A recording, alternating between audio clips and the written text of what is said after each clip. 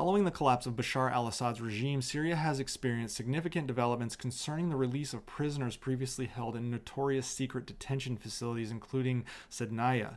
Now, anti-Assad rebel forces have taken control of several infamous prisons, including Sednaya military prison near Damascus, which was often referred to as the human slaughterhouse due to reports of systematic torture and executions.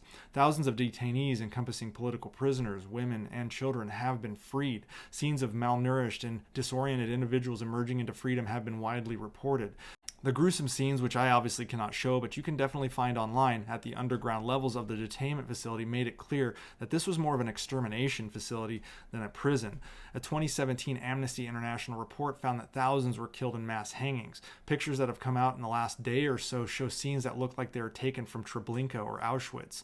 Official estimates place the number of deaths in Syria's prisons at over 150,000 under Assad, and this is on top of the 600,000 deaths caused by Assad's regime. Organizations like the White Helmets are actively involved in locating and rescuing prisoners who may still be trapped in secret containment facilities. Now, the White Helmets, which is officially known as Syria Civil Defense, are a volunteer organization operating in parts of Syria. They are primarily known for their life-saving rescue operations during the Syrian civil war, particularly in areas affected by airstrike shelling and other forms of the conflict.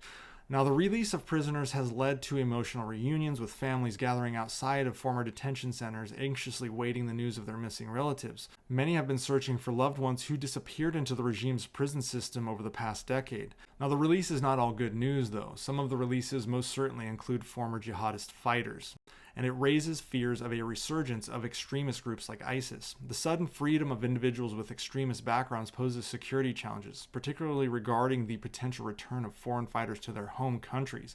Neighboring countries are apprehensive about the influx of released prisoners and potential cross-border movements of terrorist elements. The US, Israel, and European nations are closely monitoring the situation to prevent any threats to national security. However, Turkey has vowed to oppose any threats to Syrian national integrity, indicating possible military interventions. Now, Turkey has previously made these kind of threats, but really did nothing in the past. They expressed diplomatic frustration, but never end up doing anything, so I don't think they will do anything rash in this case either.